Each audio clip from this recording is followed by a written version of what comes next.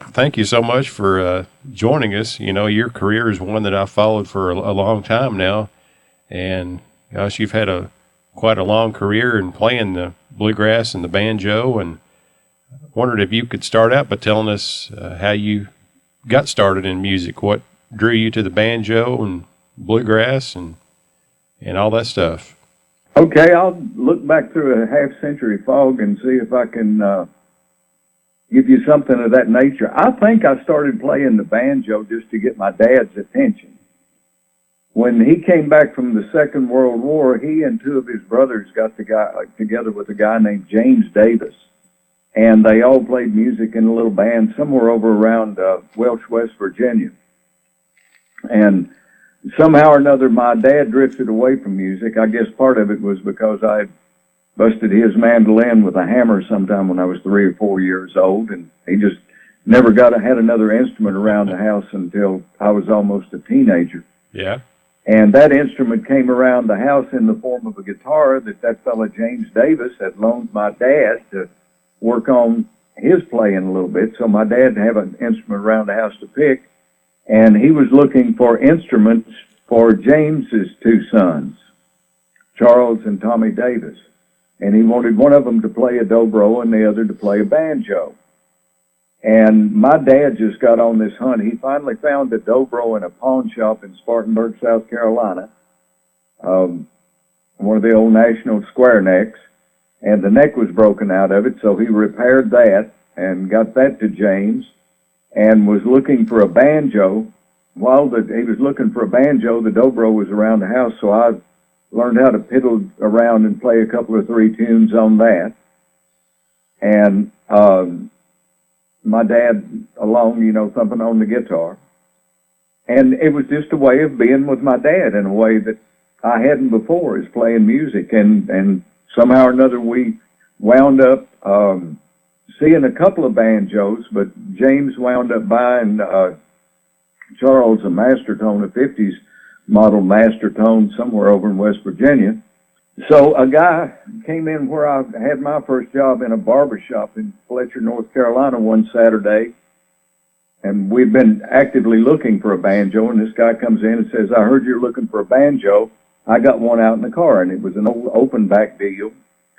My dad bought it for $2, brought it home, had to sew the head up with fishing line, but he sewed the head of it up, got a set of strings on it, and we found a couple of people that around in the area down there, settled on one guy named Homer Israel, who knew how to make a real good three-finger roll and, show me how to tune the banjo and all that elementary stuff. And it just started from there, but it was a way of getting attention from my dad. When I saw how interested he was in Tommy and Charles's interest in music and everything, I sort of went along with that game, and that's how it sort of happened. Okay. I guess you probably, well, in fact, in your book, you talk about going to Galax and places like that. I guess that was the next natural progression probably, right, as far as getting out to some of the Fiddlers conventions and all? Yeah, and back then there were the Fiddlers conventions, the contests. And I started one of those. I don't think I've been playing much over a year when I played in the, I forget, it was Hubert Hayes and Bascom Lamar Lunsford. Each of those guys was active in the Asheville, North Carolina area in folk music and everything. Uh-huh. And one of them, I think it was Hubert Hayes, had the youth jamboree in the spring, and then Bascom Lamar Lunsford had the jamboree for the older folks, in the fall. And I wound up playing in that one for the juniors one spring, and I won this little cup on that, something about a folk song or something they gave me an award for. And that was the first time that I'd won any contest. And then, especially after we moved out of North Carolina up here into Virginia, at that point I started playing regularly at Galax and at Union Grove and some of the other festivals down around Eden, North Carolina, Pinnacle, North Carolina. And again, those were not bluegrass festivals, they were Fiddlers conventions, they were contests. And I try to explain to people this whole deal about parking lot picking around the festivals started happening. Those were because of the professionals happening at places like Sunset Park and and some of the other, places around it. Flat and Scruggs were playing Sunset Park. They'd come out and play a matinee show, and then they'd take an intermission, a couple hours, and the show would start again. Well, during that couple hours, the wives would take the kids out to ride in the rides in the park, and the guys would all go out in the parking lot and pick together. Yep. And that's where most of that came from. You go around those Fiddlers conventions, you see some guys standing out there in the parking lot playing, you walk up to them, they play the same tune for 3 or 4 hours. Yeah. They were rehearsing for a contest. Yeah. Because that $1,000 for the, winner of the banjo contest or the fiddle contest or whatever it was, that was some money back in those days for, right. guys for pickers and everything. So they were serious about their music. It wasn't a thing. Any jamming around or getting together and playing all happened after the contest was over. Right. I remember the first time I met Tut Taylor and Mike Longsworth and Roger Sprung, and I think Harry West may have been in on the whole deal too, was at Westgate in Asheville on Saturday night after the little contest they had over in the Civic Auditorium earlier. They had Westgate parking lot opened themselves up, and these guys all went over there, and I wound up as first place I ever heard Curtis Birch play.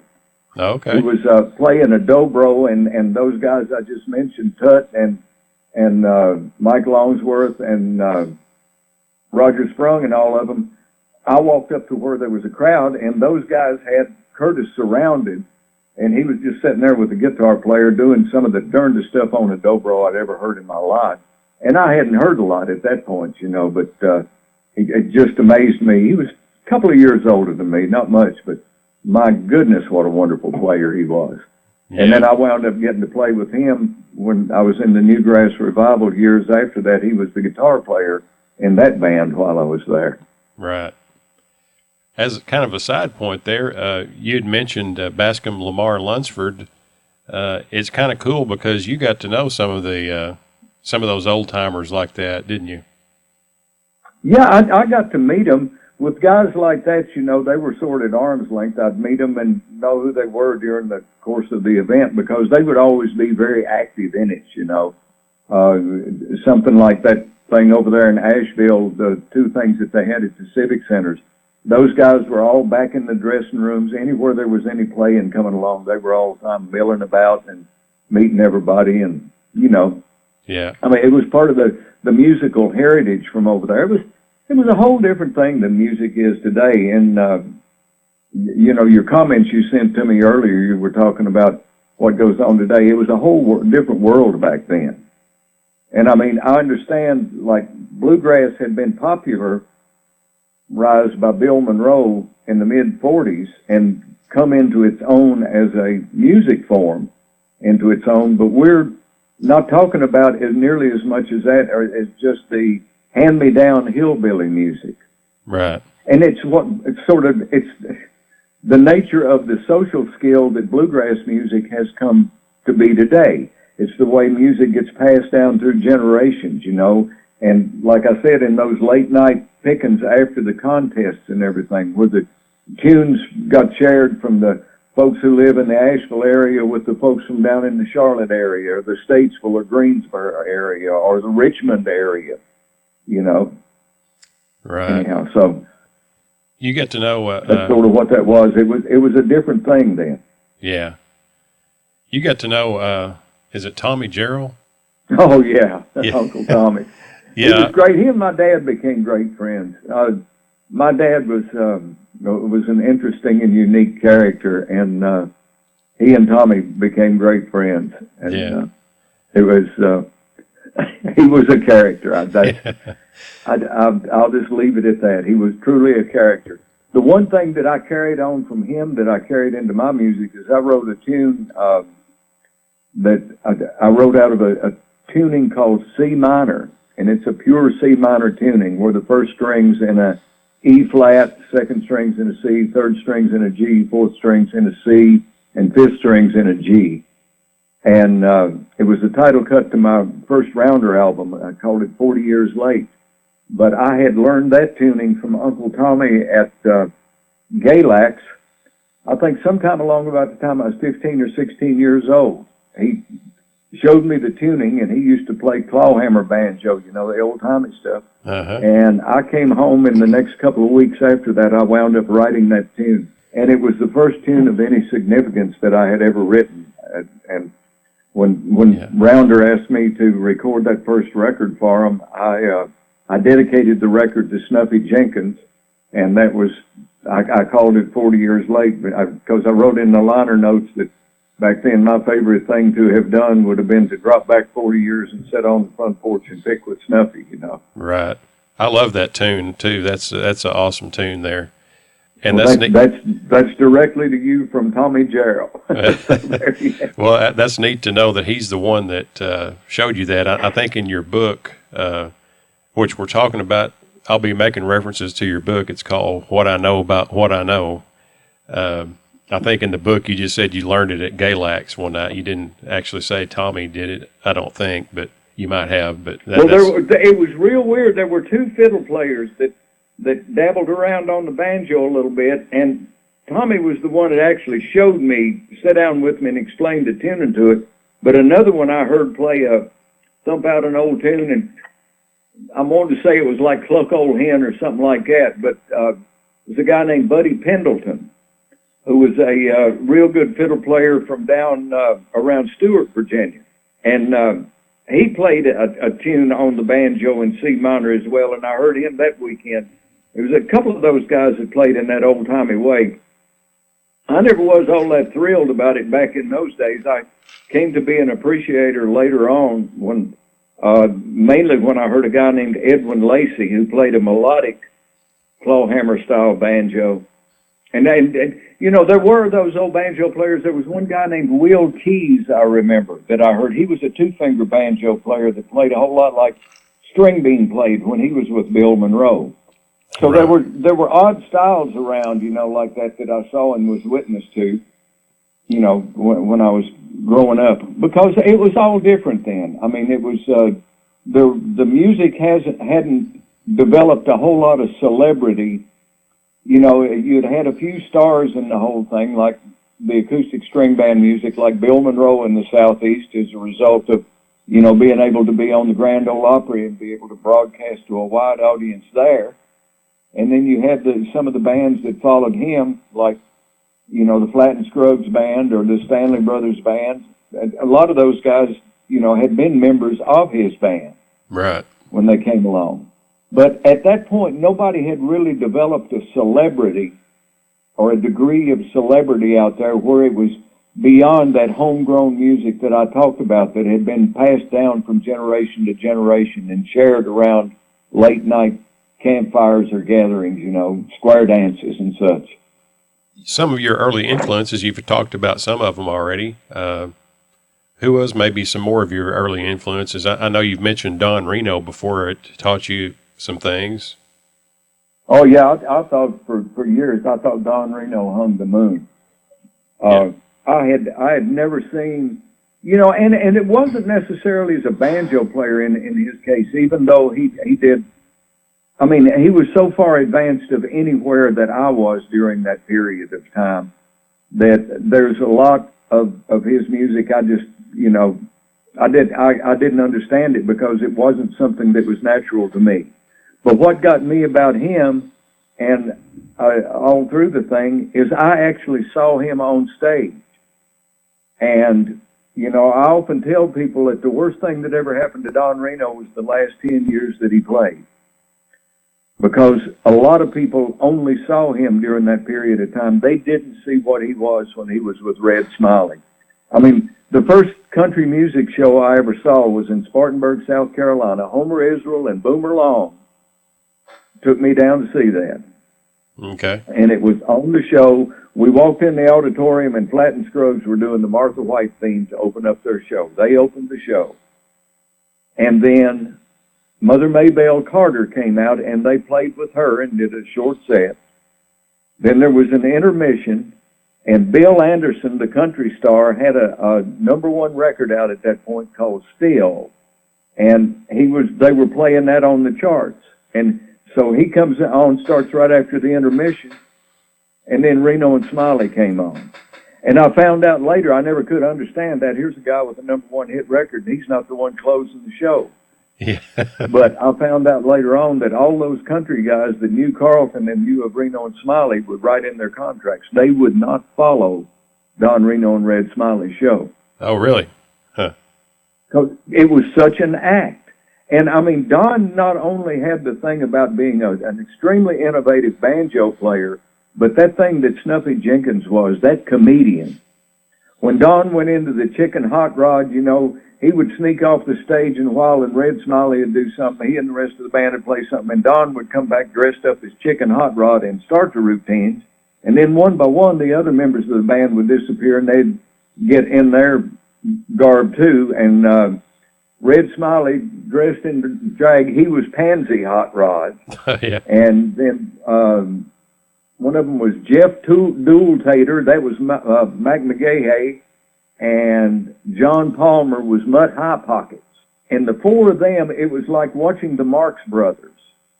And they had these routines built up. And I'll swear to God, and it was like, Don explained to me one time, it's like taking your audience for a ride on a roller coaster. And he programmed it out when he did his shows. His shows were all about establishing that link with an audience. And I found out later on with Monroe was, to a degree, you know, that was the most important thing about being a live performer is the rapport you're building up with that audience. And it's where I learned to, you know, I love to play some of my tunes like 40 Years Late and Rural Retreat and some of those things. But when I get in front of an audience, they don't really mean anything to me. You know, the tune doesn't mean anything sort of at all. I just assume if somebody hollers for Foggy Mountain Breakdown, I'd as soon play that as I would to play one of my tunes. Because what you're playing, the music is just a vehicle for enhancing that interaction between the audience and the performer, you know. Right. And the tune really don't matter. You know, it dawned on me after playing Mule Skinner Blues to open every show for 4 years running that I played in. And I never got tired of it. You know, and it was 10 years after I quit the band that I figured out why not. You know, in hindsight, and understanding that those tunes are just vehicles, right, to express for an emotional, you know, expressing that emotional moment that exists between the performer and the audience. And that was a wonderful thing to learn.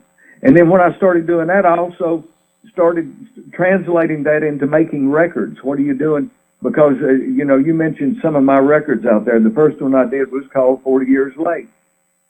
And to me, that record just jumps off the turntable at you. Mm-hmm. And so I started trying to make every record that I made. I was all intrigued by by Eric Clapton back in those days when he was doing the Ocean Boulevard stuff and the I Shot the Sheriffs and all these. And every record he'd make out, he'd come up with this stuff with Derek and the Dominoes. Wonderful, wonderful sound. Then all of a sudden it was reggae music out there and something completely different. So that's sort of what attracted me into trying to make records like that, was to make each succeeding record be different from the previous one, you know. Yep. Well, you've got some great records for sure. And well, it's kind of neat, you know, everything that I ever recorded, I think, can still be purchased. So yeah, that's kind of neat. Rounder's got my stuff in their classic archive series out there, and some of the people who own my stuff now, the Hey Holler stuff, have all got that available for folks. So it's kind of neat. I'm working on one right now that I've made that's a different thing than anything that I've ever done before. And I've got one piece of music that I'm sort of working on to finish it up, that's based on a 5-note Oriental scale that I learned. And it's expressing the interaction between the fiddle and the banjo and that. You know, I often wondered, I knew that bluegrass country music at large and the subset of bluegrass music was carried overseas by the occupation forces after the Second World War. And in Japan, I never could figure out why bluegrass became a very popular tune to the Japanese public. And I went over there one time. I was doing a trip, and my friend Yoshihiro Arita got me out and showed me the scale, and showed me that there's some of their traditional music was played on shamisen and flute. And basically, the shamisen is that three-cornered instrument. You know, it plays with a real heavy pick, and it's got the boing, ding, boing, boing, boing, boing sound like a banjo, very staccato sound, and it blasts you, and it's gone. It doesn't have much sustain to it, you know, like that. And then the flute is an instrument of sustain, where you can actually hold out a sustained note. And I got scratching my head and thinking, well, hell, that's the same interaction as fiddle and banjo had in this Celtic descended Southern music of the southeast of the United States. Same thing with the fiddle and the banjo. Right. Banjo's got the staccato sound out there, and the fiddle's got the sustain, where you can hold a note. So anyhow, I'm trying to work on that piece of music to get that ready to finish this other one, because all I used on the record was a real good drummer, and a keyboard player, and that could play the old Hammond B3 organ real well, and a bass player, very good bass player. So, yeah. Well, I'm looking forward to hearing that project when it's coming out. I'll see what I can do. It's an interesting shot, because it's just, you know, I'm just selling banjo music in some of the songs I'm written, and that's like, I made records for years. You know, I can tell you what, I spent a lot of money making David Greer sound good. I mean, David Greer sounding good like he should be recorded. Yeah.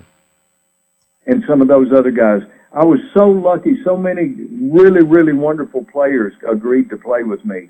And David is just one prime example of that. And when I could actually get him in the studio, there were portions of his contribution to that grounded, centered, focused record. Well, I'm convinced, as for the banjo music that I like, I don't know whether it was what David got from his dad. His dad was such a wonderful banjo player, or what, but he is very high on my list of favorite people to ever have picked with in my life. Yeah. He's just a brilliant talent. I would venture to say he probably knows more guitar than just about any flat picker going out there today. He's his own deal. Yeah. I mean, when you get into a realm like he is, it's when you're getting into a place where maybe a Vassar Clements was, or a Kenny Baker with his own sound out there, distinguishable sound, or in another world back in the day when of an Earl Scruggs, you know, to come along with that distinctive sound to themselves, and you know, just it was like when you. One time I got. Ken Irwin gave me this big box. I think it was something like 185 reel-to-reel tapes of the Country Colonels that I wound up editing down into 5 albums. I don't know what they ever did with that project, whether they ever released some of them or not.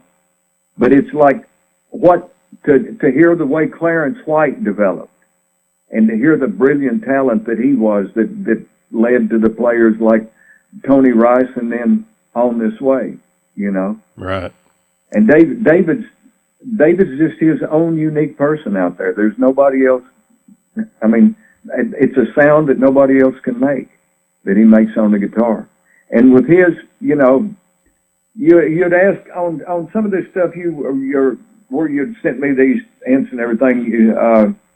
You talk about history rewriting itself and all that, the current bluegrass scene, and some of those things right there. All of this stuff is sort of strange to me. Every once in a while I get out and dabble in that realm a little bit. But it's so different today than it was in my day when I was growing up with this thing and seeing these unique people. And then, you know, running into them. You'd ask about Monroe at one point, and what was it? Bill Monroe is a person employer. What, in your opinion, made Monroe such a musical genius? Yeah, I was interested in your thinking on that. Well, what is the nature of genius in the first place? It's an insight that's a special insight that is derived from talent and aptitude and a dedicated work ethic. of being able to do the same thing 100,000 times over and never getting tired of it, you know. Yeah. And, you know, I often told people back years ago that I'd only met a couple of consummate geniuses in bluegrass music, one of them being Bill Monroe and the other one being Bill Keith. And the difference in their genius was like the difference in daylight and dark. With Bill Keith, everything reduced itself to a formula, to a pattern. It had a number associated with it in one way or another. In Monroe's case, it was just the unfolding of organized musical sound.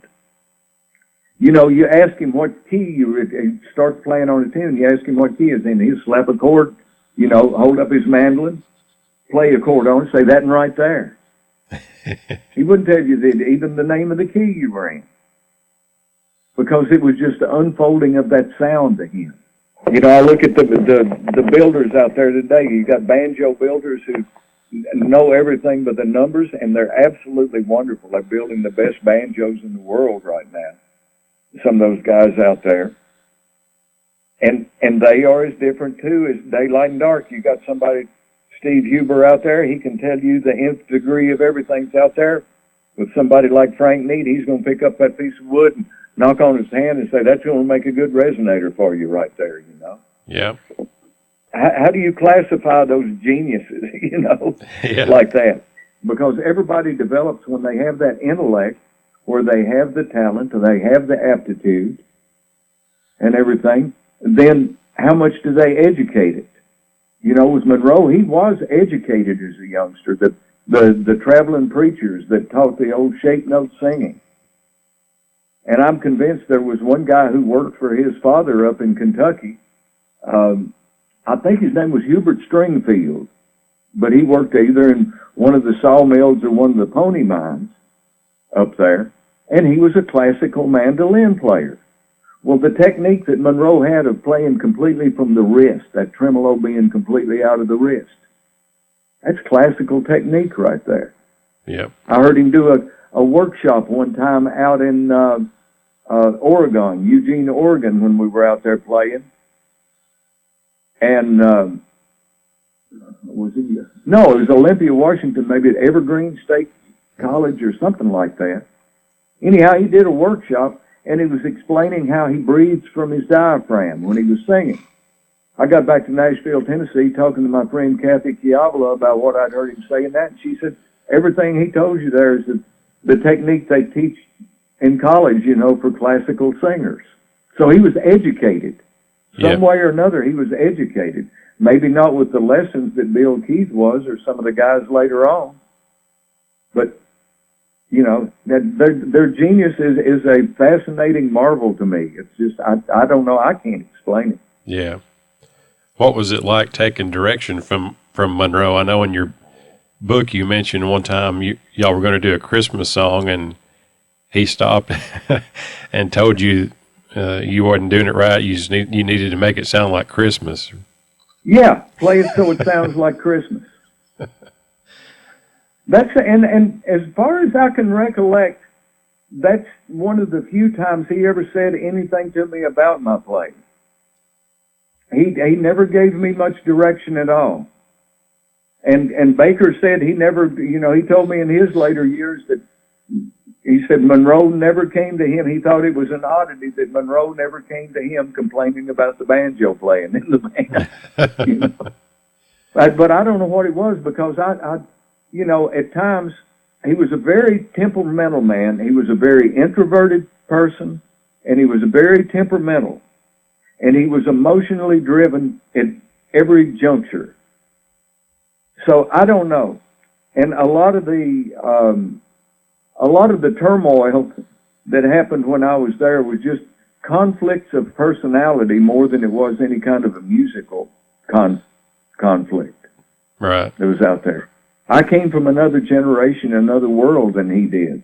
And when I came back to work for him in 1977, you know, when I went to work for him in 1967, I was fresh out of high school and had never been anywhere to be out from under my father's thumb. My father had gone everywhere with me. So it was, you know, dropped me off at the Clarkston Hotel in Nashville, Tennessee. That was a bit of an eye-opener there. But when I came back in 77, I'd already been, I went to school for a couple of years trying to dodge the draft. It didn't work. They got me anyhow. So I wound up going in the military in 1969, got out in 71. After I got out, within 6 months, I'd gone to Nashville. Within a year, I was doing 18 sessions. Tut Taylor had got me in on some of them where I was working for people like Leon Russell and, big time sessions down there. Then I went to work for the Newgrass Revival after a deal there, and I'd been to Las Vegas working with the Harry James Phil Harris show out there. So when I went back to work for him in 77, I was a seasoned professional, and it was a professional of that day. I was a little bit on the wilder side in my younger days, and Monroe didn't care for that, and he made no bones about it. But, I constantly told him, if you can find somebody that'll do the job for you that I'm doing for the amount of money that you're paying me, hire them, tell me about it, and I'll be gone the next day. But it never happened, Yeah. I had to force the whole issue to a head, and I wrote that in my book. I will not relive that for you tonight. That was one of the awfulest things I ever did in my life. And when it came time for me to make the Shine Hallelujah Shine record, we had made that first record for Hey Holler Once Again from the Top, and it was my understanding from that thing that it sold something in its brief stay out there on the TV thing, that it sold something like 65,000 units out there for him. And he came back to me wanting a gospel album, and I refused to do it until I'd made my peace with Monroe.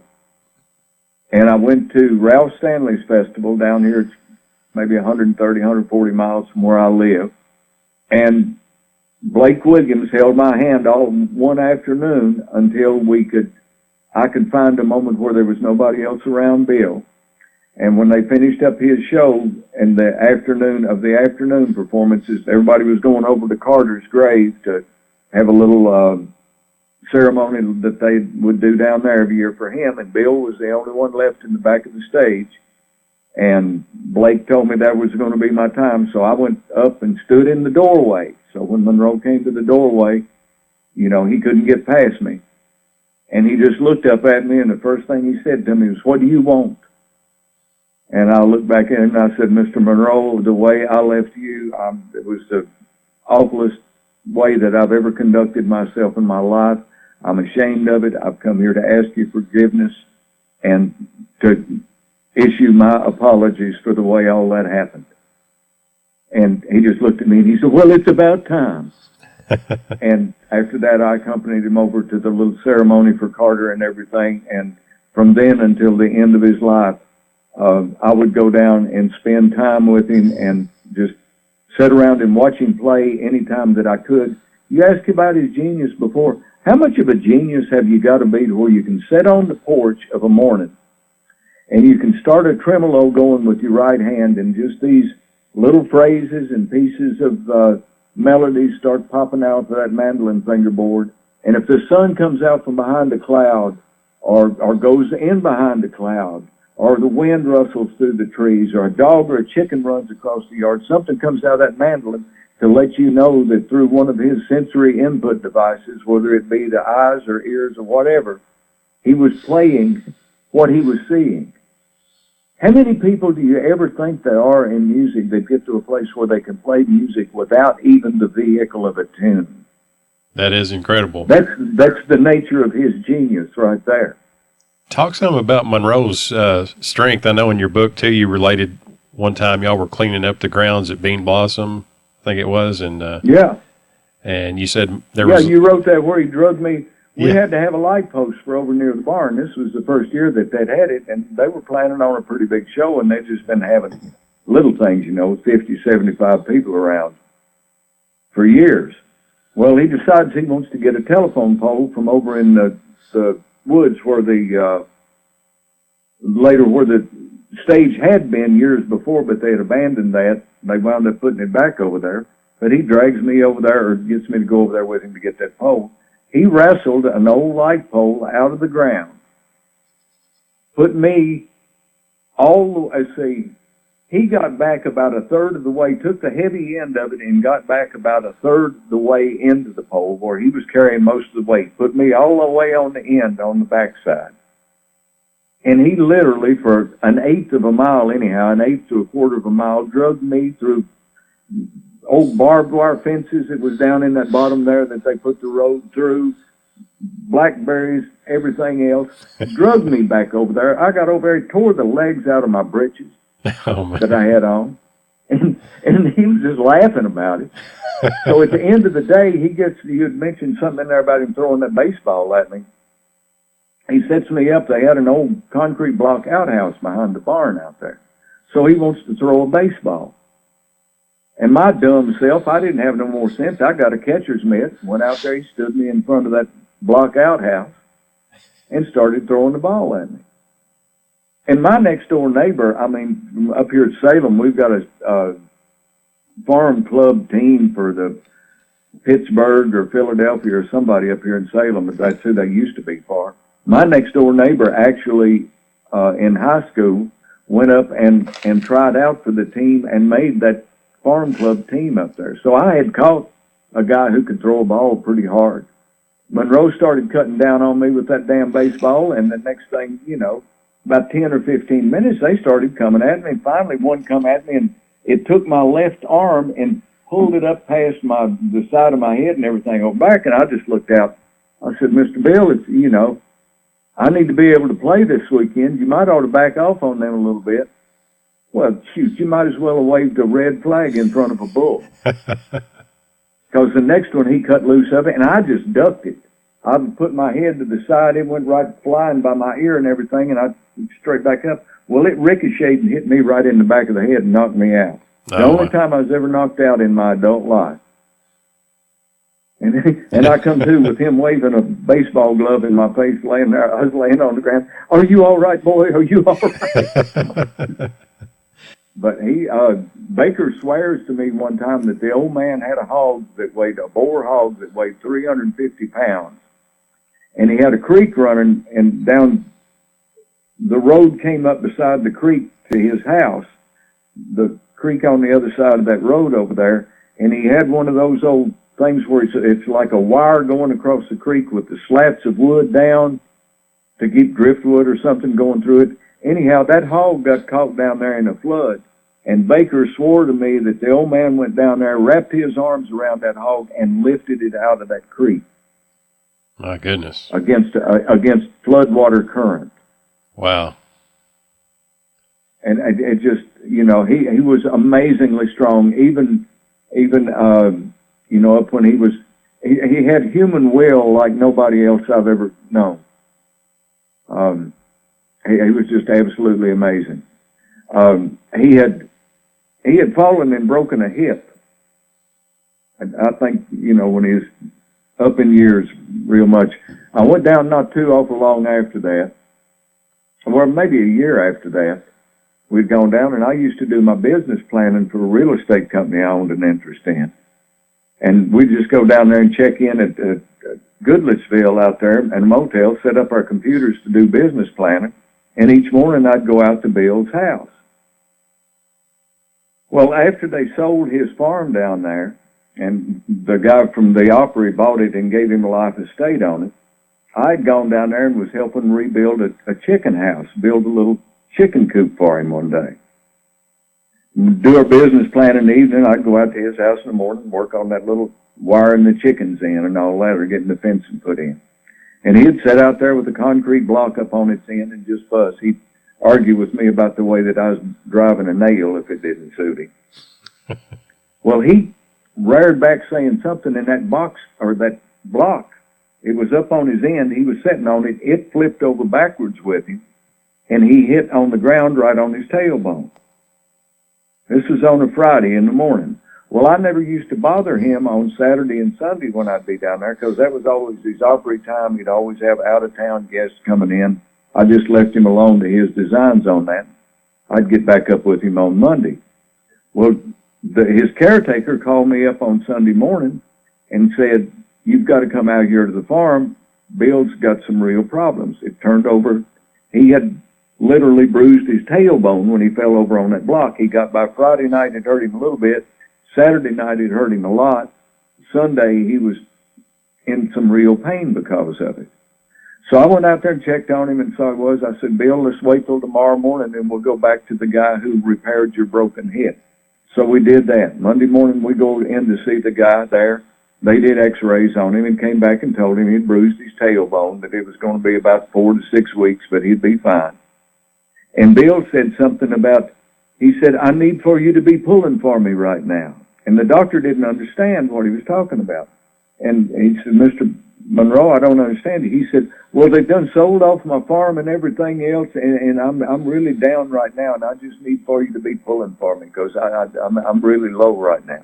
Yeah. And that doctor looked at him and said, Mr. Monroe, and he reached around behind him, and he pulled down the x-rays of his hip when he broke it. And when he broke it, the pelvis had split completely apart in the darn thing. I don't have any idea how it ever come back together. Right. But he said, Mr. Monroe, I've treated over 600 of these injuries in my career. He said, I've never seen anything like you. And he said, your pelvis is completely separated, and this ball socket, or this ball joint, will not go in there. I mean, there's no way that it should have held. He said, we put you back together. In 3.5 weeks, you were up walking on a walker. In 6 weeks, you were on a cane. In 8 weeks, you were walking unassisted. He said, I'm going to be writing in medical journals about you for the rest of my life. I have never seen anybody with the healing power you brought to them. And he was 80 years old then. Wow. He was over 80 when that happened. Is that what you meant? I know in the Radford University video series, you said Bill Monroe was the hardest man you'd ever known. Is that some of the ways you're talking about right there? Well, he was, he was unyieldingly, when he made up his mind about something, there was no changing it. I mean, he was, you didn't have to worry about his position on anything changing. He gave you warning of it. That was it. It's like that old saying, everybody laughs at him issuing the statement, that ain't no part of nothing, or he ain't no part of nothing. And everybody laughs about it because of the double negatives in it and everything, laughs about it. But they don't have a clue as to what he meant by that. When he issued that statement about something or someone, that means it wasn't worthy of another second of his mental time. It was a waste of his life to even give it another thought. And I saw him issue that statement to people that 15 minutes before he'd been laughing and joking with, and once that statement come out about that person, when they had walked away from us and he made that statement about him, that person come back around, he wouldn't have anything to do with him. That was it. That was just the damn end of it. Yeah. Well, what about, do you care to talk about when he got mad at you that time and wouldn't speak to you for like a month or whatever it was? Oh, he went for 11 weeks. He went from the Bean Blossom Festival, about a week after the Bean Blossom Festival, he quit talking to me and didn't start talking to me again until Labor Day up at Rosine. Wow. I mean, I'd go in a dressing room and ask him for a note to tune to. He'd strike me an A note on that mandolin and walk off from me. Because that's how I used to tune to him. I'd tune to the harmonic at the 7th fret on my 4th string with that A and note the A on the 1st string. And that's, when I'd get in tune with that, I'd usually be in tune in G or B where the capos were or anything else. But that's how I tune. But that's all he'd do is give me the note and walk away. He wouldn't speak to me. And he finally come on the bus up at Rosine, and he said, I want the Bluegrass boys to go out and do 15, 20 minutes before they bring me on. And I was sitting at the table in the place where he played cards. I said, well, what do you want, 15 or 20? And he walked back up there in front of me and slammed his fist down on that desk, and he said, boy, I've been so mad at you for the last couple of months, I couldn't even talk to you. And I said, well, that's kind of obvious. I said, you want to fester on it some more, or you want to get it out on the table right now, what's going on here? So he rattled on that I had said something about his activities around town for him doing, which I couldn't remember. And through this whole 15 to 20 minute tirade that was going down there, he kept accusing me of telling stuff that went on the bus that wasn't nobody else's business and everything else. And I kept telling him, you know, I don't even think like that. I don't understand. Looked at me and said, well, you must have been all drunk up or all doped up one. I said, well, I might have been, but I don't even think in those terms. So it finally comes, I say, at this point, all I can do is if I said something that was out of line anywhere, apologize for it, assure you that I will be on my toes and it will never happen again, blah, blah, blah, you know, and all of that. So he finally accepts the apology, as it were, and says, okay, we're just going on now, and we'll put this all behind us, and we'll go on from here, and we'll be friends. Okay, fine. About a month, everything goes along all right, and we were coming back from Columbus, Ohio, caravanning with Jim and Jesse.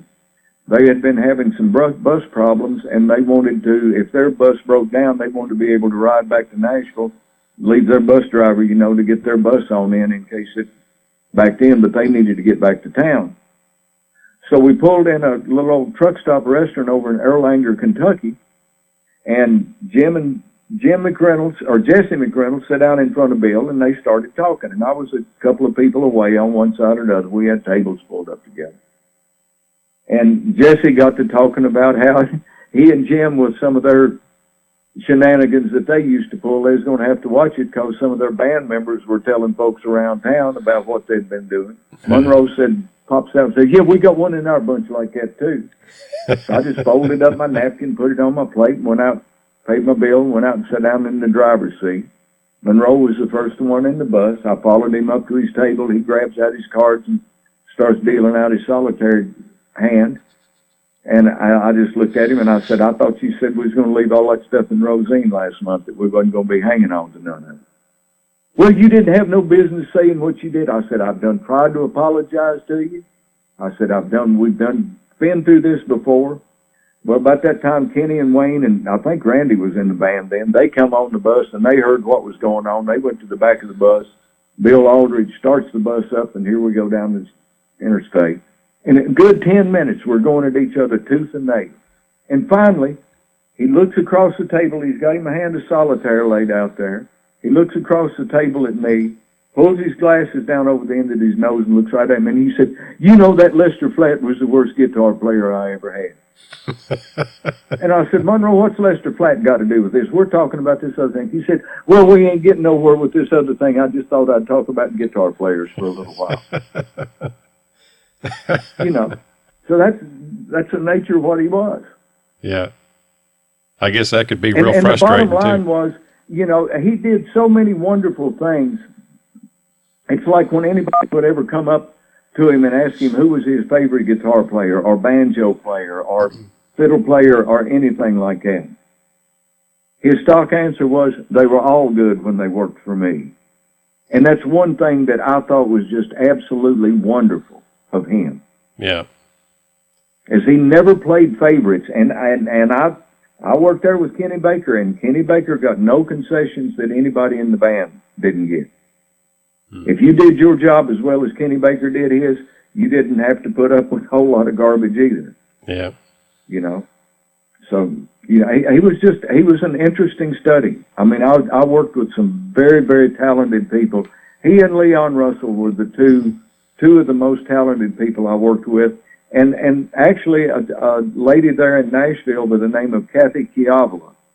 I think she's got a master's degree in classical opera and everything, but she's a vocal coach and everything else. But she, as far as just, you know, having the talent and the aptitude, I get all flustered. I'm an old man now and got my time to be grouchy all I want to.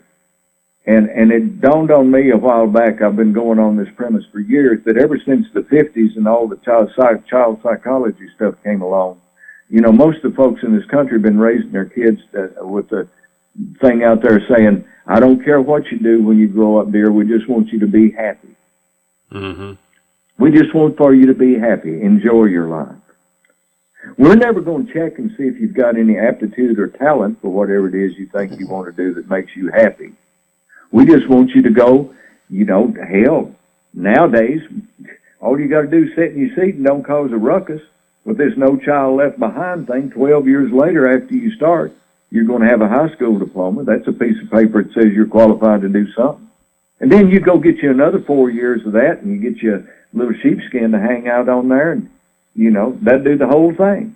And you can do it if you just show up and do, the work that's put out there. And work is good enough to make it happen, just as long as you're happy. I try to tell people down here in this little town I live in, we've got, several million square feet of floor space down here that was the furniture factories and the clothing mills and stuff like that, sitting empty. Every one of our county administrators down here and everything else, every piece of paper that comes across their desk, they know exactly where to sign it. They know exactly where to fill in the blanks. They know exactly what to write there because they're consciously competent of that. They've been trained to do it. But now, you look at somebody who can think outside the box that could put most of the machinery still in those factories that are empty down there, and the people who used to run that machinery are living in the neighborhoods collecting welfare right now. Yeah. But who can think outside the box and figure out how to put those machines back to running? Yeah. That's what talent and aptitude do. Do you still live in Pulaski, Virginia? Yeah. Okay. Live in Pulaski County, Virginia. Oh, Pulaski. It's when Brad, when you go on this thing, when I first saw Earl Scruggs play a banjo on TV, I stepped back and I said, I can do what that guy's doing. I was unconsciously incompetent. Well, after I got a banjo in my hands, after about a year or so, I got enough along the way, making my little three-fingered rolls and knowing where the chords are, that I could walk up the street to Clay Ledford's house and I could accompany him when he was singing them old Hank Williams songs. I was becoming consciously incompetent. I was becoming aware at that point of some of the stuff that I couldn't do. So I start playing in those contests, and I go in the military, and I come out. And within a year and a half or 2 years, I'm being able to get those A-list sessions out there and doing some of those. I was becoming consciously competent. But then something happened and my wheel run off. And I stepped out into another place, and I went to work for Bill Monroe. And after I'd been to work for him for about 2 years, I could hear him working on a tune in the next room playing that tune. And I could put my banjo on and walk into that room and play it right back to him. Because I had become unconsciously competent in that realm right there. Yeah. Those are the 4 stages of the development. You're only going to get to that 4th stage of development if you have talent and aptitude and you're willing to put in the work that it takes to develop it. Going from unconsciously incompetent to consciously incompetent to consciously competent to unconsciously competent to get to that place. And, when you're 70 plus years old, you can sit around and think about stuff like that. I wanted to ask you, Butch, in your video series you did for Radford University, you said you made a comment, and I wanted to get your further thoughts on this. You made the comment there that you couldn't play bluegrass. You never could play it. What did you mean by that? I can't. When they started the genreification of music back early in the last century, it was basically built on, the genres were basically built on a rhythm that played. And I don't have bluegrass is not, the rhythm that Monroe played to is not a natural rhythm for me, And I don't think it is for anybody. He had such a developed sense of it, and it was such a developed sense of the primal forms. It's like when you play in a 3/4 time, they call it waltz time. If you play Blue Moon of Kentucky, it was a hard 3/4. Da da da da. Let's see. Dum chun da dum chun da da dum chun da da dum dum bum bum bum bum. Real hard 3/4. Turn right around and play Kentucky waltz, and it almost have a minuet feel to it. Yeah. But he knew those subtle differences, like when you were the rhythm of a march time that you would play during the first part of Under a Double Eagle, and then go into that real strict 2/4 for the second part of it. Da da da da diddle-dum dum diddle-dum dum dum dum diddle-dum dum dum dum dum diddle-dum dum dum dum dum. And he would do it, I mean, with the pick and everything, the rhythm that he had, you know. I never could do it. I could accompany it while it was alive, and I learned how to play with him very well. And I've got a couple of shows when Sonny Osborne stood on that stage in Eminence, Missouri, and said that I did the best job of playing that old man's music any banjo player that ever worked with him. Yep. I worked at it to do that. But by the same token, take him away, I could only accompany it. I can't do it. You're listening to Acoustic Music Talk with your host, Brad Apple. You know, I talk about in those videos about the bluegrass music of today being more a social skill than it is an art form. It's a social skill and an expression of ego. Yeah, I wanted to get into that, you've too. Lost the continuity of rhythm in it. You've lost the melodious lead lines in it.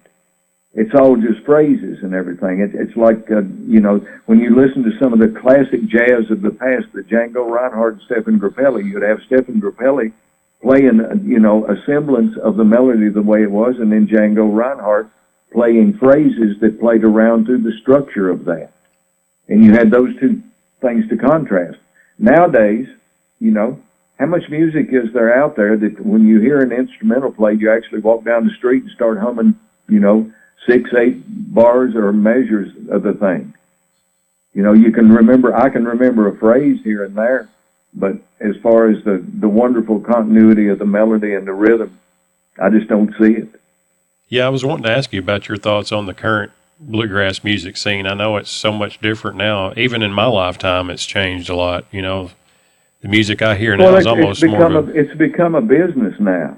Yeah. It's become a business. You know, that is the degree of talent that you possess near as important to you as the publicist you have? Yeah. You know, they got wonderful young players coming along. I've seen that young guy, Billy Strings, that's out there playing and everything. And I've seen the stuff, his beginnings, where he played with his father on some stuff, and just some wonderful playing out there where he goes out to these festivals and plays with every band that's there, you know, and it got his own act and got all these gets up with Dale McCurry and these other guys too, and just a marvelously talented guy. But is he gonna stand the test of time? Who knows? Yeah. Who knows? You know, is he going to make those business decisions that will allow him a career in it?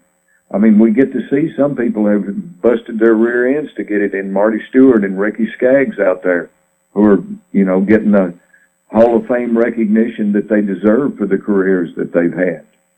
But, I mean, for somebody to last like a long time like that, it's really hard to, you know, not many acts can make it over 10, 15 years in professional music before they kind of disappear. Yeah, bluegrass has you know, got it kind used of... to be when I started out, when I was starting out in the thing and finding out from Sonny Osborne and some of these guys talking about, you know, their goals that they were trying to do with their records they released. Back then, if you had a hit record, you could play off of it for 10 years. Nowadays, you can't even play off of it 10 months.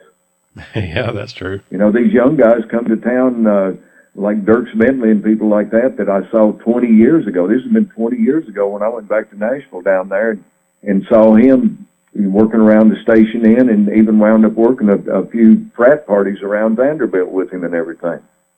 And at that point, it had got, you know, if you had your first record out and you didn't have at least one hit on that first album out, go home. All right, you get a hit off that first one. When your second one comes out, you better get another one, maybe two, off that next one. Or it's time to go home. Yeah. Yeah, drop you. and the whole thing's different. It's not necessarily, as you know, the sales and marketing of the product now seems to be almost as important as the degree of talent that it's selling. Yeah. If not more important than the talent that it's selling. That kind of So leads... I don't know. You know, it's a tough deal these days. Yeah. That kind of leads me, Butch. I wanted your thoughts on this. You know, as a lover of this kind of music, acoustic and bluegrass music, why do you think it is that bluegrass has never got especially the money that it should have made. It seemed like, especially when what they call country music now, it used to be all country music, but kind of when country started going a different direction, it's almost like they were ashamed of bluegrass in a way, and bluegrass has never really made the money that it, in my opinion, it should be the most well-paid music, So, but, that's just my opinion. But why do you think it is that bluegrass has never got the credit or money that it really should have been due to the enormous talent that's in our music? Well, I would pick things to look at like the material. When you're talking about dead babies and heartbroken mamas and tear jerking and everything else, the music, the lyrical content of the music in most cases doesn't make people feel good about themselves. Well, yeah, when you get right down to it. Yeah. And the other part of it, again, you've got a lot of people who are, wonderful, wonderful, wonderful pickers, but that's what they are. They're pickers. They're not musicians. Yeah. I can only name 2 banjo players, and there's so many wonderful ones. I'm not even going to get into that, but I can name 2 of them right now that I've heard that I would really like to play with, because I would like to feel what it's like to play with them. It's one thing to hear somebody. It's something else to be with somebody and be able to feel them when they're playing, to feel the rhythm that they've got. So I don't know. I can't answer that question. Yeah. The commercial potential on something, I don't know. Yeah. What would the commercial potential of Elvis Presley been without Tom Parker being there? True. When you look at Roy Acuff, what he was able to do, that's the whole thing. My whole big argument about calling this acoustic string band music bluegrass music, to me, bluegrass music's Bill Monroe. I asked you the other day, was Flatt and Scruggs a bluegrass band? Jimmy Martin a bluegrass band? Jim and Jesse, the Stanley Brothers? The last interview that I can remember Ralph Stanley doing for Jerry Paul, little magazine that he had, Ralph Stanley says in there plainly, we never played bluegrass. We played mountain music. Jimmy Martin's first record for Decca, Mr. Good in Bluegrass or Mr. Good in Country? Which was it? Yeah. One of Flatt and Scruggs' first records for Mercury, first album, The Banner Across the Top, country music. Until those bluegrass festivals came along, bluegrass music was, the entire domain was Bill Monroe, period. And then when the bluegrass festivals started getting popular and musics that were playing, other people playing variations and all these other deviations, and it's like I asked a young fellow back in January, I was doing a PBS thing, money raiser for a FM station up here in Reno. And I told that young man, I said, you're somewhere about 30 years old. I said, what would you be like? What would you be doing if right now you could do everything that Bill Monroe had been able to do in his life? If you could play every tune that he played, that you were just as prolific a composer as he was, everything else, what would be the first thing you'd be doing? And he looked at me right there. He said, what do I mean? I said, you would try to do something to distinguish your name so people wouldn't be saying, there's the leading exponent of Bill Monroe. Yeah. You'd be doing what Chris Steely's done and go out and create your own deal out there. It was just like those guys that Hazel Smith called the Outlaws. They didn't come around the Grand Ole Opry. When one of the Grand Ole Opry performers took on the attitude of the Outlaws and started wearing his blue jeans with his nudie suit jacket and a big cowboy hat on with the things out there and come in with bullshit across the marquee of his bus, because he's going to be like them Outlaws was. And that marquee on that bus sort of didn't sit very well with Wilma Lee Cooper and a bunch of those other old-timers around there. And they go to Bud Wendell's office, and the Opry star was brought into the office and said if that marquee showed up in that parking lot again, he would no longer be on the Opry. That outlaw bunch, they didn't come into the Opry. They didn't invade the country music world. They made their own stuff, and they created their own audience, just like Bela Fleck. Wonderful. wonderful job of creating his own audience in a subset of jazz music out there. Yeah. You know, if you could do everything somebody in a particular genre does, the next thing you're going to be doing is looking how to set yourself apart in it. That's one thing I hear. You know, I don't know what it's going to happen. I say the music now, you know, to me, the music's a communication skill. Yeah. It's the way some guy gets together, you know, some guy from Japan gets together with some guy from England, some guy from Texas, some guy from Minnesota, some guy from New York under a tree out in Bean Blossom and sings them old songs. And when they're doing that, they go through the same kind of a spasm that Christian people go through when they say they're sharing fellowship. Yep. That's the communication skill it is. And that's what's going to keep it out there in the public consciousness all the time. Now, whether it ever, if it can internally generate itself a star, it may reach some kind of media capacity out there. I don't know. But to me, it's going to have to generate a star internally. I'm not talking about somebody who comes and goes over and becomes popular in country music, pop music, and then comes back to its roots, because that in itself almost has a demeaning connotation. If your roots were that good, why didn't you stay there in the first place? But if it internally generates a star, maybe this guy Billy Strings is it out there. Molly Tuttle be it. Who knows? How many people out there are capable of being a star? You know, that's a whole different deal when you get into that. Right.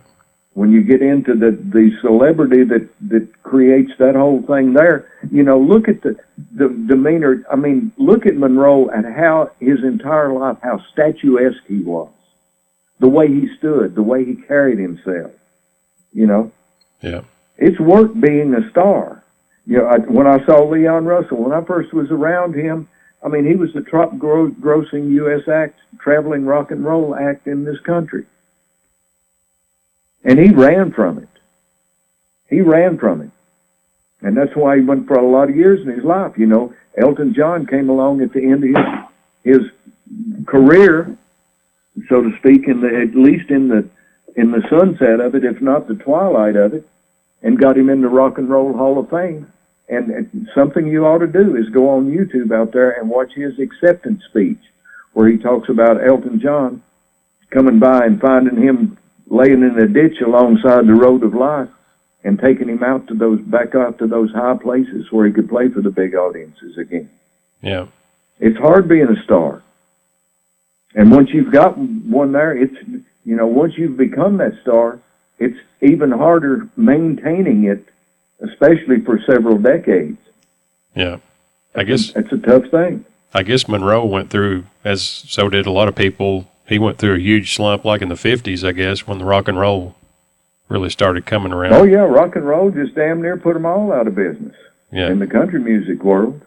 You know, it's Ralph Rensler and Carlton Haney, basically, Ralph Rensler reorganized him, and Carlton Haney created the venues for him to come back in those bluegrass festivals.